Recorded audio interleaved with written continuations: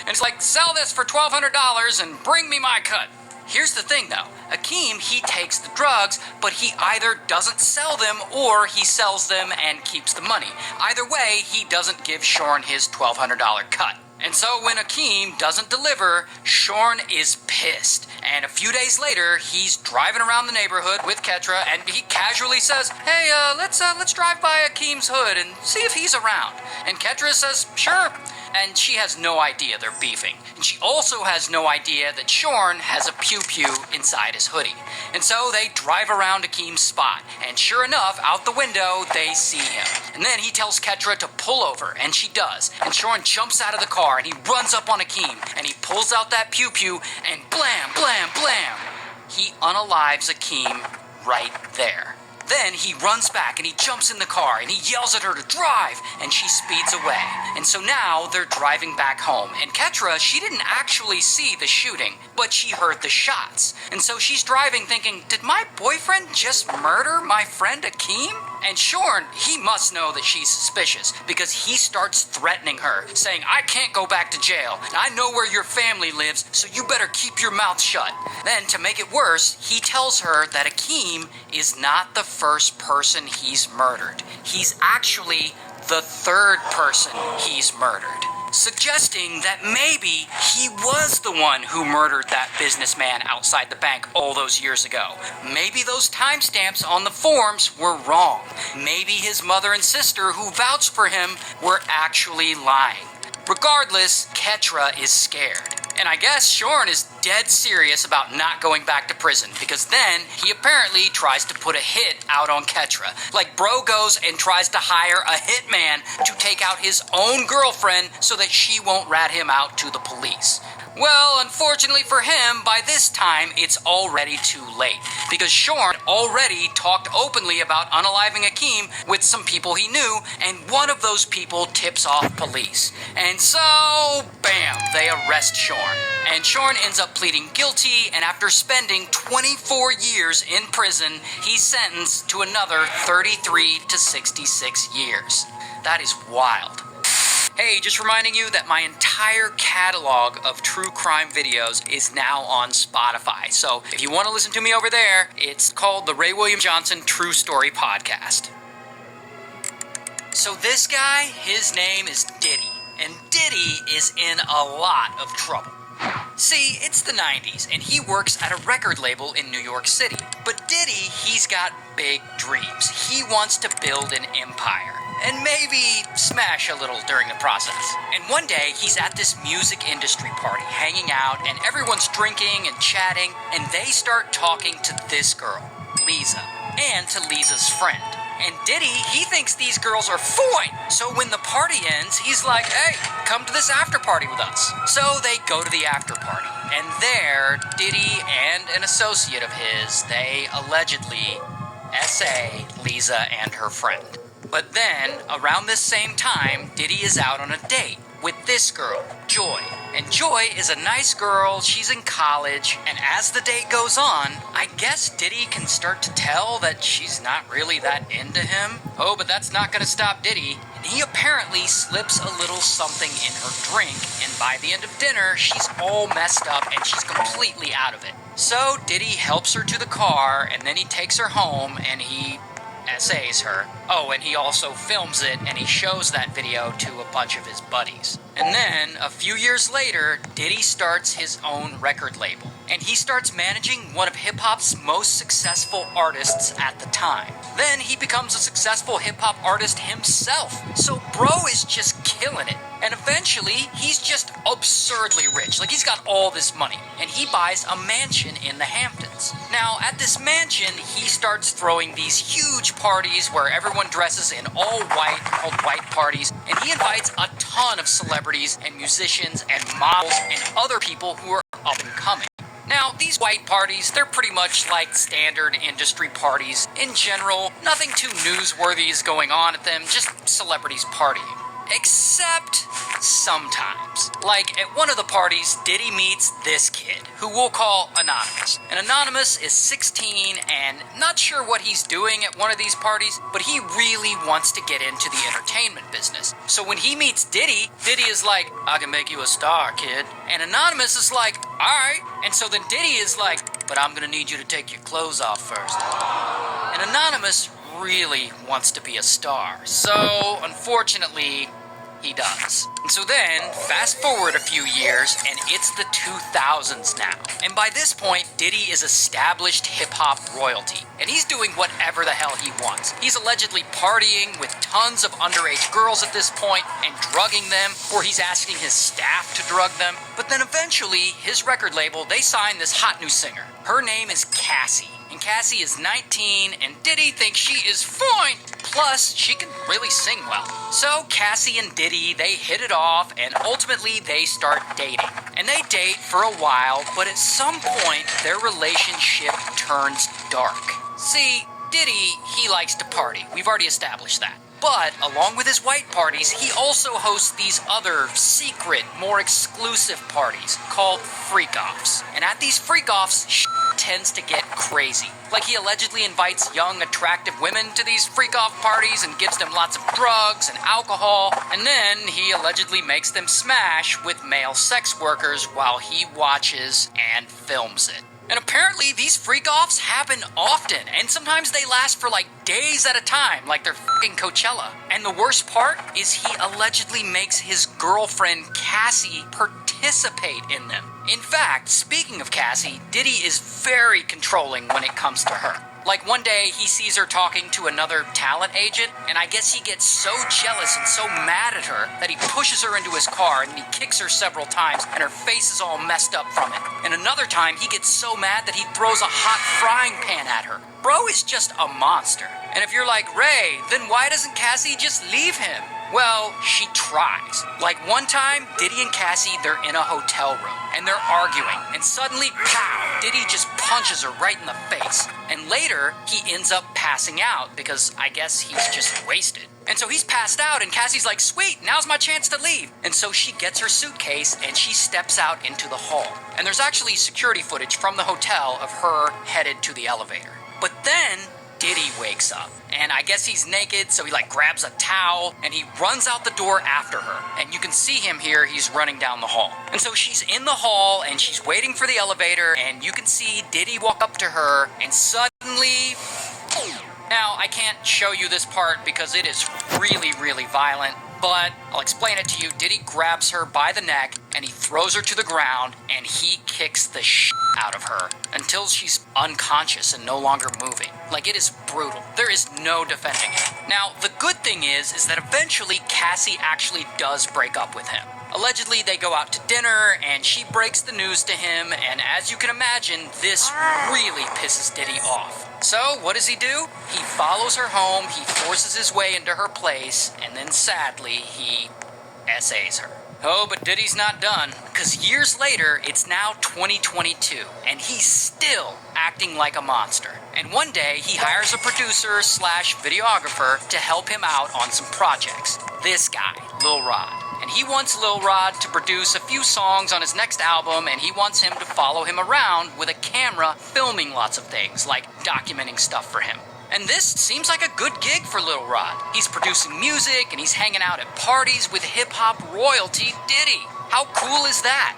But, of course, like with all things Diddy, soon enough, things start to get really bad. Because eventually, Diddy has him filming things he's not so cool with. Like, Diddy's got him filming the drugging and SAing of minors. And of course, it's only a matter of time before Diddy sets his sights on Lil Rod himself. Because one night, they're all drinking, and Lil Rod ends up with a spiked drink, and he passes out kind of suddenly, and he wakes up naked in Diddy's bed. And he doesn't remember the details of anything, but he does know that he didn't consent to any of this. And so, despite all these horrible things going on, it seems like everyone in Diddy's inner circle is either too afraid or too complicit to say or do anything about any of this. And he's just gonna keep doing all this, and he's gonna keep getting away with this evil shit. Until... In 2022, New York State, where most of these crimes happened, they passed legislation called the Adult Survivor Act. The Adult Survivors Act allows victims of SA a 1-year window to sue, even if the statute of limitations had run out. Even if the SA happened way back in the 90s, victims could still sue for it during this 1-year window. And that changes everything. And so, kaboom, Cassie suddenly hits Diddy with a lawsuit, accusing him of abuse and SA.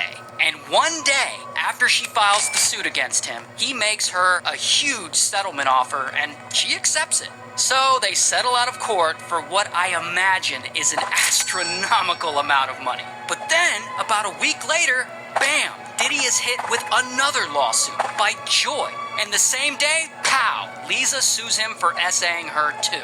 Then, Lil Rod sues him, and eventually, Anonymous sues him as well. Oh, and it's not just them. The lawsuits just keep coming in. And Diddy and his attorneys, they're denying any wrongdoing, but the headlines are just dominating the news. Okay, but then it gets even worse for Diddy, because the feds step in. Now, they've been investigating him for a long while, for sex trafficking and for some other stuff. And once they have enough probable cause, kaboom, Homeland Security raids Diddy's properties in LA and Miami. And they find a bunch of stuff there, like drugs and like 1,000 bottles of baby oil. Literally 1,000 bottles of baby oil, which I guess he used at those freak-off parties. I don't know, I'm not a baby oil person. But anyway, all of this is making the news, and these stories and these accusations are blowing up. And people are like, yo, did he really do all this crazy stuff that he's being accused of? Surely not. But then CNN gets a hold of that hotel security footage of that time he assaulted Cassie, and they release it to the public. And so the world finally gets to see what an awful person he is. And so now Diddy has to go and post a video on his Instagram making this big apology. I'm not asking for forgiveness. I'm truly sorry.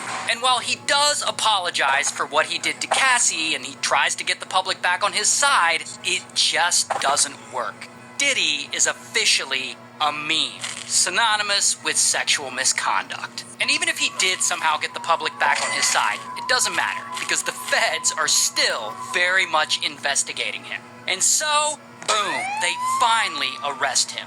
And he's charged with sex trafficking and racketeering and transportation to engage in prostitution? Jeez. Now, in this video, I only talked about a few of the accusations and a few of the lawsuits he's involved in, the major ones. But at this point, Diddy's been hit with literally dozens of other lawsuits involving SA and other things that I didn't even get a chance to talk about. And allegedly, there are as many as 120 more lawsuits coming. 120. And I couldn't possibly make a video long enough to cover all of these accusations. I don't have the budget for that. So that being said, this video is only a fraction of what he's been accused of, and hopefully we'll cover more next year when he actually goes to trial. So Justin Bieber somehow got pulled into this $1 million fraud scheme. And it all starts with this guy, Sean Kingston. And Sean is 17, living in Florida, and he has big dreams of becoming a rich and famous music artist. And one day, in 2007, he makes that happen. He lands a record deal, and he releases his first ever single, Beautiful Girls. You know that song? It goes, beautiful girls. You know that one. And suddenly, kaboom, it blows up, and it's a massive hit. It goes double platinum, and the music video gets over 1 billion views on YouTube, and that is when his whole life changes. I mean, he's still a teenager, and he's being treated like a star, and it feels good. And so, in 2010, he releases another song, this one with Justin Bieber, and this one blows the up too.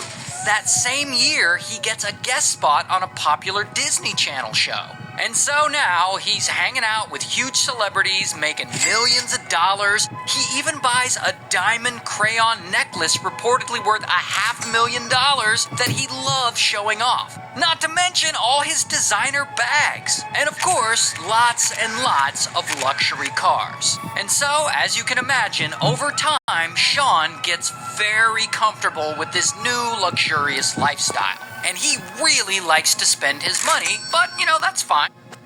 So Justin Bieber somehow got pulled into this $1 million fraud scheme. And it all starts with this guy, Sean Kingston. And Sean is 17, living in Florida, and he has big dreams of becoming a rich and famous music artist. And one day in 2007, he makes that happen. He lands a record deal, and he releases his first ever single, Beautiful Girls. You know that song? It goes, Beautiful Girls. You know that one. And suddenly, kaboom, it blows up, and it's a massive hit. It goes double platinum, and the music video gets over 1 billion views on YouTube, and that is when his whole life changes. I mean, he's still a teenager, and he's being treated like a star, and it feels good. And so, in 2010, he releases another song, this one with Justin Bieber, and this one blows the up too. That same year, he gets a guest spot on a popular Disney Channel show. And so now, he's hanging out with huge celebrities, making millions of dollars. He even buys a diamond crayon necklace reportedly worth $500,000 that he loves showing off. Not to mention all his designer bags. And of course, lots and lots of luxury cars. And so, as you can imagine, over time, Sean gets very comfortable with this new luxurious lifestyle. And he really likes to spend his money, but that's fine. He's making millions. And he can buy whatever he wants, and no one can stop him. Until years go by, and Sean keeps releasing music, and he keeps trying to replicate his previous success, but he can't seem to do it. Audiences have moved on, and his songs aren't really popping off, and his shows just aren't selling like they used to. And that's fine, it's normal. But this is a problem for Sean. I mean, he isn't ready to give up the celebrity lifestyle. He doesn't want to give up the fancy cars or the special treatment or the jewelry. And most importantly, he doesn't want to give up all that money. And so Sean comes up with a plan that will allow him to hang on to that baller lifestyle he's been living for so many years. He'll just stop paying for shit. And in order to enact this plan, he gets help from this woman, his mom, who we'll call Mama Kingston. And Mama Kingston, she's gotten used to Sean's celebrity lifestyle too, so she doesn't want to give it up either. And she just happens to have gone to prison before for committing a little something called bank fraud. And so she knows a little something about not paying for shit. And so one day, Sean goes to a local jewelry store and he finds a watch he really likes. A watch worth $285,000. And so he talks to the jeweler like, yeah, I'm a celebrity. You might know me from a song I did with Justin Bieber. And Sean starts dropping Bieber's name into this, telling the jeweler that he'll introduce him to Justin Bieber and that he'll have him at all his red carpets and his video shoots. And of course, Bieber, he doesn't talk to Sean anymore. He probably hasn't talked to him in years. And he has no idea his name is being used in this. Regardless, the jeweler is totally starstruck, like, wow, you know the Biebs? And so Sean offers to pay for this watch with a wire transfer. He then texts Mama Kingston and has her make a fake receipt from the bank, making it look like the wire transfer went through. And the mom sends that fake receipt to the jeweler, and Sean gets the watch. Now, the jeweler thinks the payment will come through in a few days because wire transfers usually take a few days. But of course, the money never comes through. And as stupid as that is, this scam works. In fact, it works so well that Sean and Mama Kingston pull it again. And in 2017, Sean reaches out to another jeweler, this guy, who we'll call AP.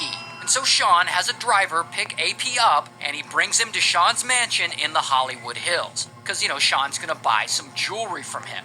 And Sean and Mama Kingston are there, and AP's looking around at the place like, damn, your house is nice. And Sean's like, yeah, I'm a celebrity. And he drops Bieber's name again. Like, Justin Bieber's my best friend, and, I'll introduce you. And then AP shows Sean some watches and some chains that he has with him, and Sean wants $500,000 worth, and he takes the jewelry. And then he pays him half up front, and then he's like, hey, I'm about to sell my Range Rover. Why don't you take it and deduct it from my tab? And the Range Rover is actually in Mama Kingston's name, so she transfers the title over to AP.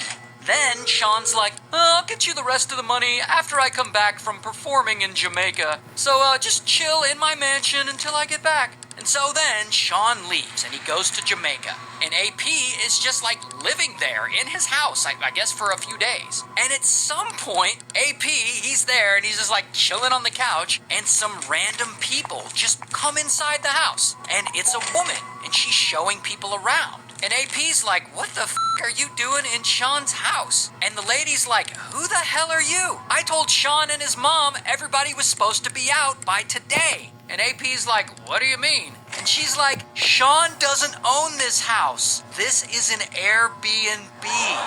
And to make it worse, then AP finds out that the Range Rover Sean sold him still has money due on it. So it wasn't even Sean's car to sell. The entire transfer was a scam. And believe it or not, AP never sees or hears from Sean ever again.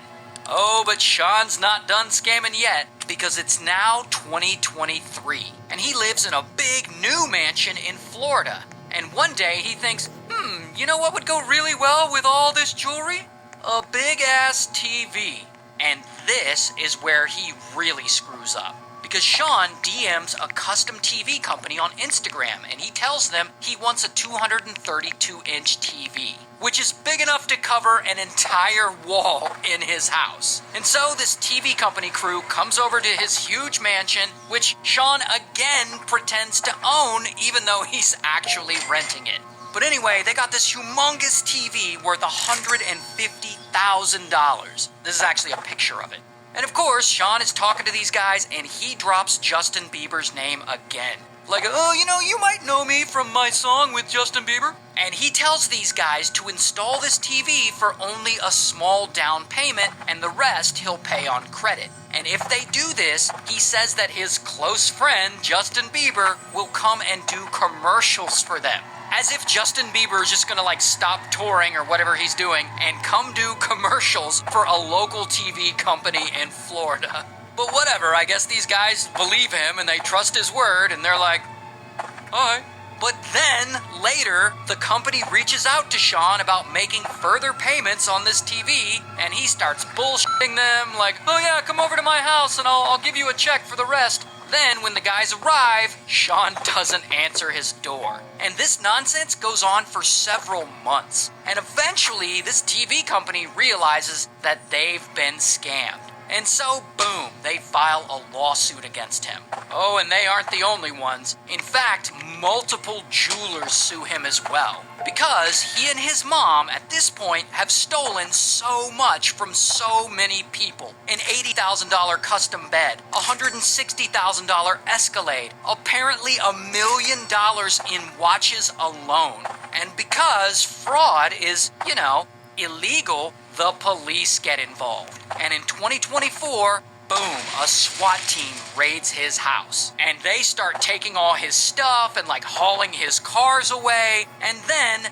bam, they arrest Mama Kingston. Here's her mugshot. Meanwhile, Sean is on the other side of the country performing. And right when he gets off stage at this show, bam, they arrest him too. Here's his mugshot. And they both go to trial and they're found guilty, and as of the date of me filming this video, they have not been sentenced yet, but they both face up to 20 years in prison for each count of wire fraud, so they could be in there for a really long time. A 15-year-old girl's birthday party got so out of control that it nearly ended up destroying an entire town. This is wild. And it all starts in 2008 in Melbourne, Australia, when this 16-year-old throws a party at his house while his parents are away. His name is Corey, and Corey's little house party ends up turning into a big house party as the invites get way out of control, and soon enough, over 500 people show up, and it turns into an impromptu block party. Now eventually, police show up and this whole ordeal makes the news for some reason, and when they interview Corey, he doesn't really give a damn. Corey, thanks for joining us. The only question that I can think to ask is, what were you thinking? I wasn't really. And it's this interview where Corey gives us this 2008 viral moment. Why don't you make a grown-up decision now and accept responsibility, take off those glasses and apologise to everybody that you frightened? Take off your glasses and apologise to us. I'll say sorry, but I'm not taking off my glasses. Why not? Because they're famous. Because your glasses are famous. Yeah. And so clips of Corey's interview blow up because people think it's hilarious and they're sharing it all over. Well, allegedly, this video inspires the 2012 movie Project X. It's that movie where a bunch of teens throw a massive house party that ends up getting out of control. And at the end of the movie, there's even a news interview similar to Corey's real one. I was thinking more along the lines of an apology. Would you like to apologize? I got a better idea. How about I invite you to my next party? What? And that brings us to the Netherlands, 2012, in a little town called Haren. And living in Haren is this girl, Merta. And Merta's 15 during this time, and she's a normal Dutch kid, and she's got a birthday coming up. She's gonna be 16. And so she wants to throw herself a little birthday party at her house. Just her and some of her friends, no big deal. So she gets on Facebook and she creates a public event page for her 16th birthday party celebration. And a few hours go by, and around 80 people have accepted her invitation. That's a lot of people to cram into her little house, but it's doubtful that all of them will actually show up. Here's the thing though, some of these friends forward this invitation to their friends, and those people forward it to their friends, and they do it again and again and again, and from there, it quickly snowballs. And in 2 days, 16,000 people have been invited to this 15-year-old girl's birthday party. And so Merta's like, what the fuck? And she goes and she tells her parents, hey, thousands of people are supposedly coming to my party. What do I do? And her parents are like, shut it down, delete the page. And so Merta deletes the entire Facebook event. And nothing to worry about. Everything is fixed. And that is the